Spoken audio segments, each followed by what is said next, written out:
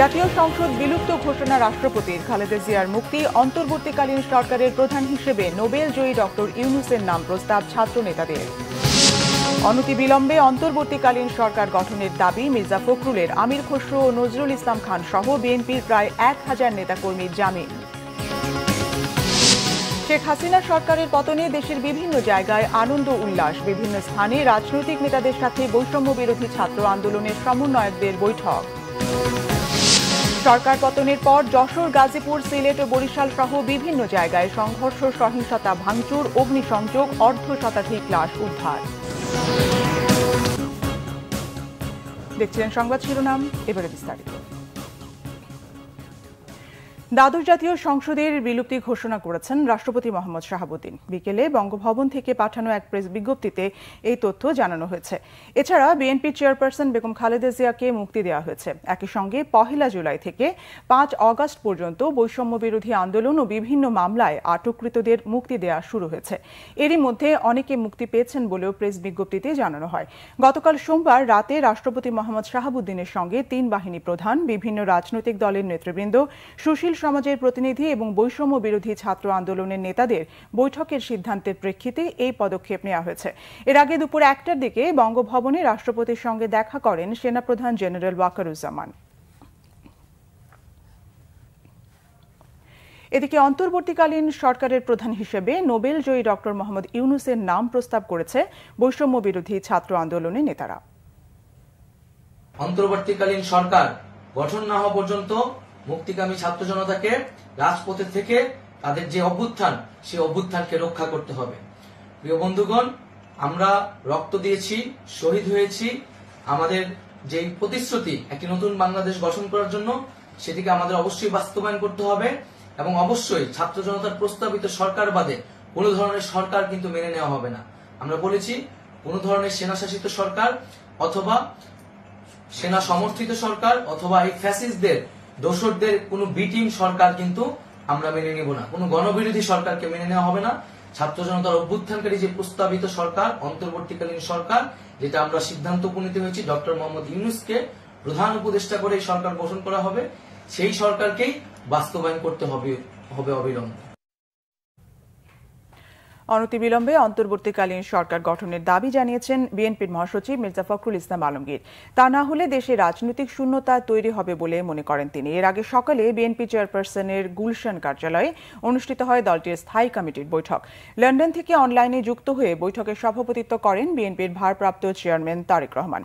সভা শেষে বিএনপির মহাসচিব মির্জা ফখরুল ইসলাম আলমগীর ছাত্র জনতা এবং আন্দোলনে যে রাজনৈতিক দল ও পেশাজীবীরা ছিলেন তাদের বিজয়ের শুভেচ্ছা জানান। এ সময় মির্জা ফখরুল বলেন, যারা বিভিন্ন স্থাপনায় আগুন দিচ্ছে, ভাঙচুর, লুটপাট করছে, তারা আন্দোলনের সঙ্গে যুক্ত। যারা আন্দোলনের বিরোধিতা করেছে তারাই এসব করছে উল্লেখ করে অবিলম্বে আগুন লুটপাট বন্ধের দাবি জানান তিনি। আন্দোলনের বিজয় যাতে কেউ ছিনিয়ে নিতে না পারে সেজন্য সবাইকে ধৈর্য ও দায়িত্বশীল হওয়ার আহ্বান জানান। আপনারা একটা অন্তর্বর্তীকালীন নিরপেক্ষ সরকার গঠন করুন, অন্যথায় দেশে আবার রাজনৈতিক শূন্যতা দেখা দিতে পারে। তবে আপনাদের একটা কথা বলে দিই, ছাত্রদের প্রতি আমাদের সম্পূর্ণ আস্থা আছে। এই আস্থা আমাদের আছে এবং আমরা তাদের প্রতি, তাদের আন্দোলনের সঙ্গে একাত্মবোধ করেছি, তাদের সঙ্গে আমরা একাত্মবোধ করছি। তবে আমরা প্রত্যাশা করব যে এখানে সর্বদলীয় ব্যাপারটার গুরুত্ব দেওয়া উচিত, যে জিনিসটা অত্যন্ত গুরুত্বপূর্ণ। যে এখনো যারা বিভিন্ন প্রতিষ্ঠানে প্রতিশোধমূলকভাবে অগ্নিসংযোগ করছেন, লুটপাট করছেন, বাড়িঘরে হামলা করছেন, এটা দয়া করে অবিলম্বে এই মুহূর্ত থেকে বন্ধ করুন। যারা এটা করছেন তারা কেউ এই আন্দোলনের লোক নন, তারা সবাই কিন্তু আপনার যারা আন্দোলনের বিরোধিতা করেছে তারা এবং তাদের লোকেরাই করছে। কোটা সংস্কার আন্দোলন ঘিরে নাশকতার মামলায় বিএনপির স্থায়ী কমিটির সদস্য নজরুল ইসলাম খান ও আমির খসরু মাহমুদ চৌধুরী সহ বিএনপি এবং জামাতের 1000-এর বেশি নেতাকর্মীর জামিন মঞ্জুর করেছে আদালত। মঙ্গলবার ঢাকা মেট্রোপলিটন ম্যাজিস্ট্রেট আদালতের শুনানি শেষে এই জামিন মঞ্জুর করেন বিচারক। জামিন পাওয়া অন্য আসামিদের মধ্যে বিএনপির সিনিয়র যুগ্ম মহাসচিব রুহুল কবির রিজভী ও জামাতে ইসলামের সেক্রেটারি জেনারেল মিয়া গোলাম পরওয়ার রয়েছেন। সদ্য জামিন পাওয়া তালিকায় নাম রয়েছে বিএনপি চেয়ারপারসনের বিশেষ সহকারী শিমুল বিশ্বাস, উল্লাস, বিএনপির যুগ্ম মহাসচিব শহীদ উদ্দিন চৌধুরী অ্যানির নামও। জামিন পেয়েছেন ঢাকা মহানগর উত্তর বিএনপির আহ্বায়ক সাইফুল আলম নীরব, দক্ষিণের আহ্বায়ক রফিকুল ইসলাম মজনু, বিএনপির প্রচার সম্পাদক সুলতান সালাউদ্দিন টুকু সহ বিএনপি ও জামাতের আরও কয়েক নেতাকর্মী। বিএনপি নেতা ইঞ্জিনিয়ার ইশরাক হোসেন মুক্তি পেয়েছেন। কেরানীগঞ্জের কেন্দ্রীয় কারাগার থেকে তিনি মুক্তি লাভ করেন। এ সময় হাজার হাজার ছাত্র জনতা তাকে অভিনন্দন জানাতে জেল গেটে ভিড় করেন। শেখ হাসিনা পতনের পর দেশের বিভিন্ন জায়গায় আনন্দে উল্লাসে মেতেছে বিএনপি, জামাত ও ছাত্র জনতা সহ সর্বস্তরের মানুষ। বিভিন্ন জেলায় আনন্দ শোভাযাত্রা হয়েছে, খুশিতে মিষ্টি বিতরণ করেন অনেকেই। প্রতিনিধিদের পাঠানো তথ্য ও ছবিতে ডেস্ক রিপোর্ট।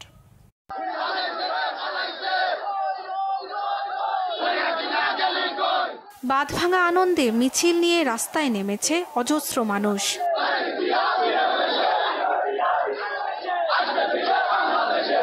শেখ হাসিনার পদত্যাগ ও দেশ ছাড়ার আনন্দে বিজয় মিছিল করেছে গাইবান্ধা জেলা বিএনপি ও ছাত্র জনতা। এ সময় তারা শেখ হাসিনাকে দেশে এনে বিচারের দাবি জানান।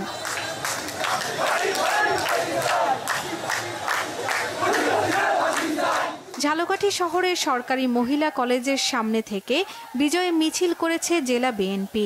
পাশাপাশি গুম, খুন, হামলা, মিথ্যা মামলা দায়ের ও লুটপাটের জন্য শেখ হাসিনার বিচার দাবি করা হয়।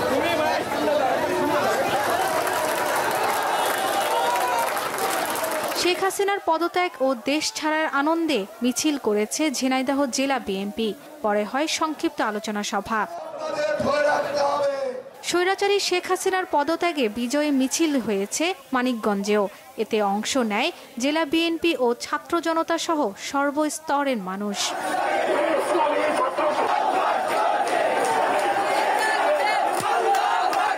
সিরাজগঞ্জে মিছিল করেছে জামায়াতে ইসলামী জেলা শাখা।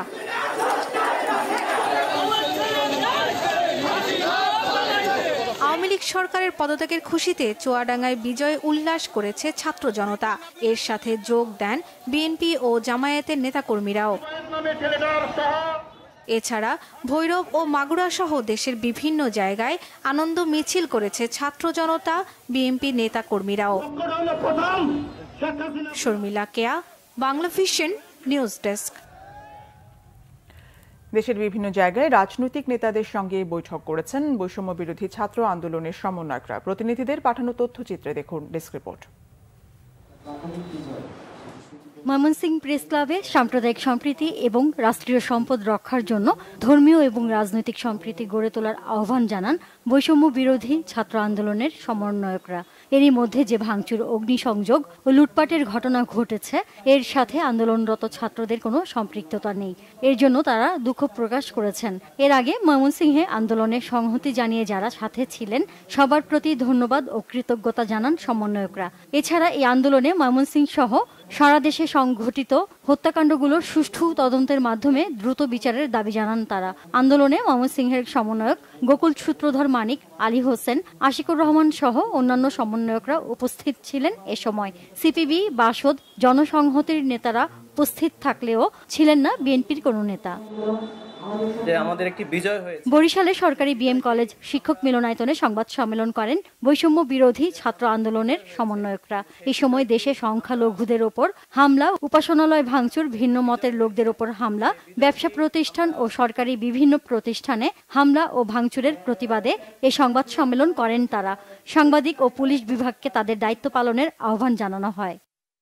আমাদের এই যে বর্তমান অবস্থা, সেই অবস্থা সুশৃঙ্খলা ফিরিয়ে আনার জন্য আইন শৃঙ্খলা বাহিনীকে মাঠে নামিয়ে দেন।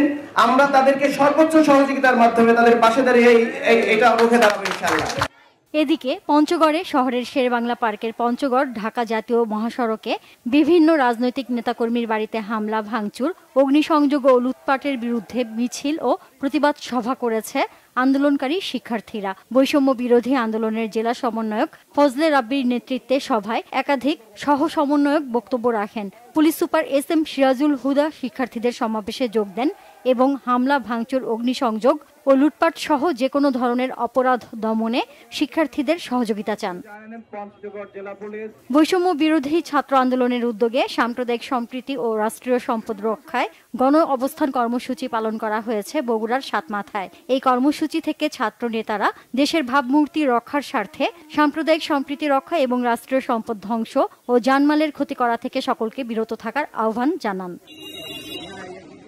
সাতক্ষীরা সরকারি কলেজের শহীদ মিনার চত্বরে বৈষম্য বিরোধী ছাত্র আন্দোলনকারীদের পক্ষে সংবাদ সম্মেলন করেন সমন্বয়ক আল ইমরান। এ সময় লুটপাট অগ্নিসংযোগের দায় তারা নেবেন না বলে জানান। প্রতিবাদ জানান হামলা ভাঙচুর ও হত্যাযজ্ঞের। আশ্বাস দেন আশাশুনি ও শ্যামনগরে কমিটি করে দেওয়ার। জানান পর্যায়ক্রমে প্রতিটি উপজেলায় প্রতিরোধ কমিটি করে দেয়া হবে, যাতে করে কেউ কোনো সরকারি প্রতিষ্ঠান লুটপাট ও সংখ্যালঘুদের ওপর হামলা না করে। সমন্বয়করা ছাড়াও এ সময় উপস্থিত ছিলেন সাধারণ ছাত্ররা।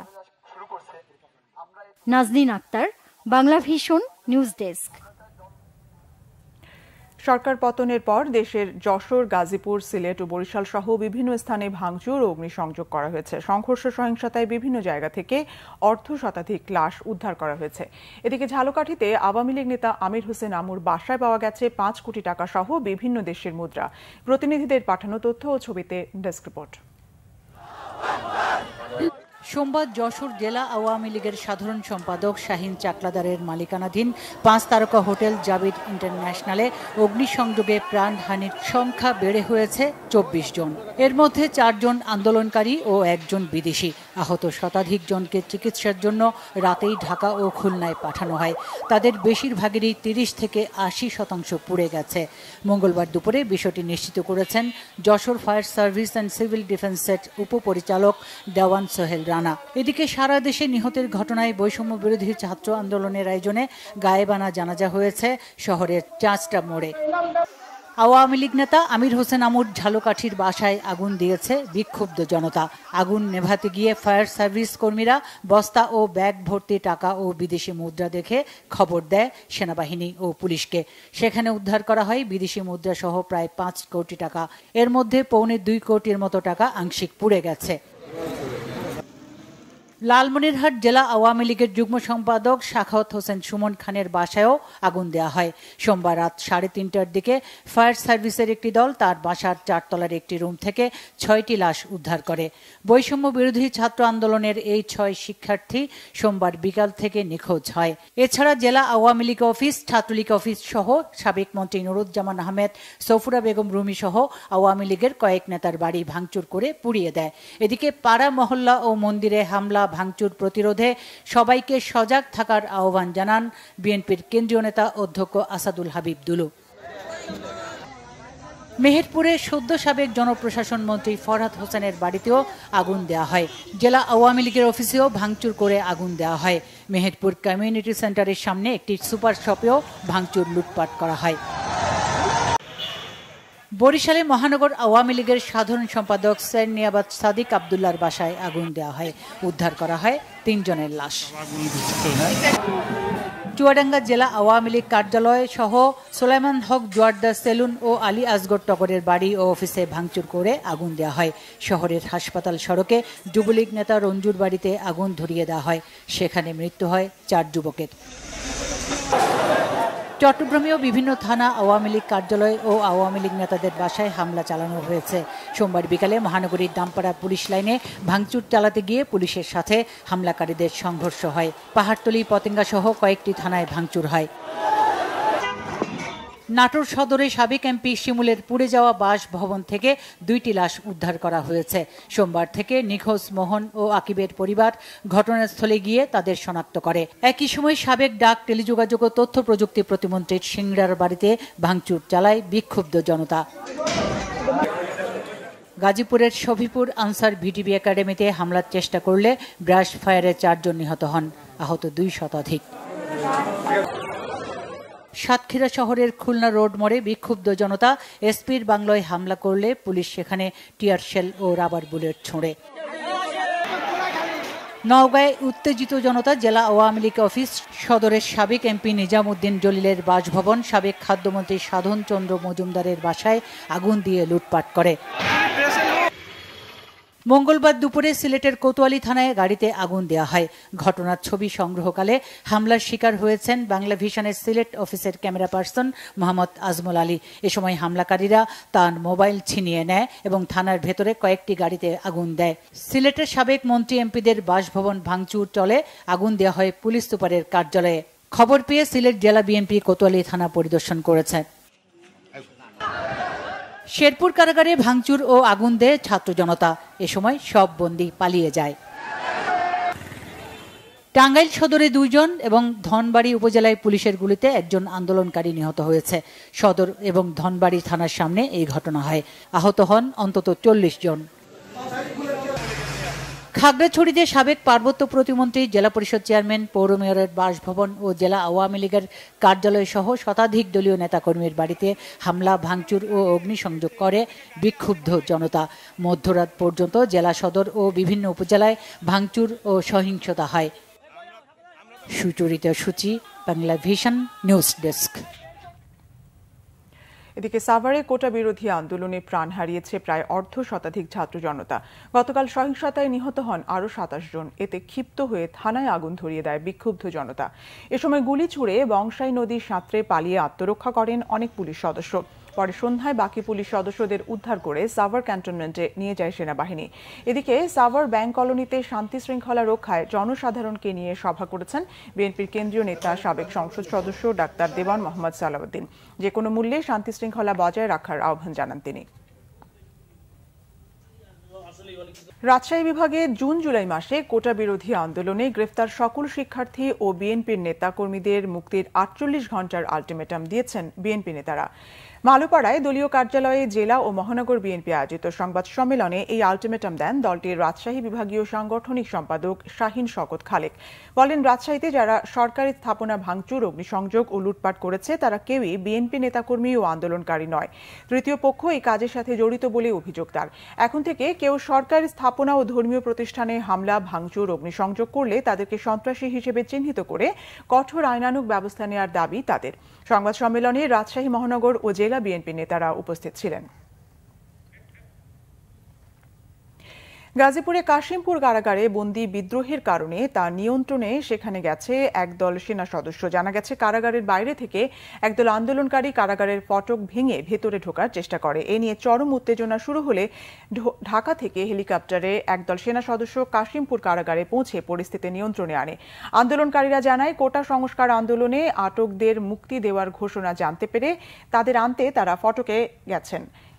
এ সময় কারাগারের আকাশে কয়েকটি হেলিকপ্টার টহল দিতে দেখা যায়। সেনানিবাস থেকে ভারী সমর সরঞ্জাম নিয়ে কারাগারে ঢুকেছেন তারা।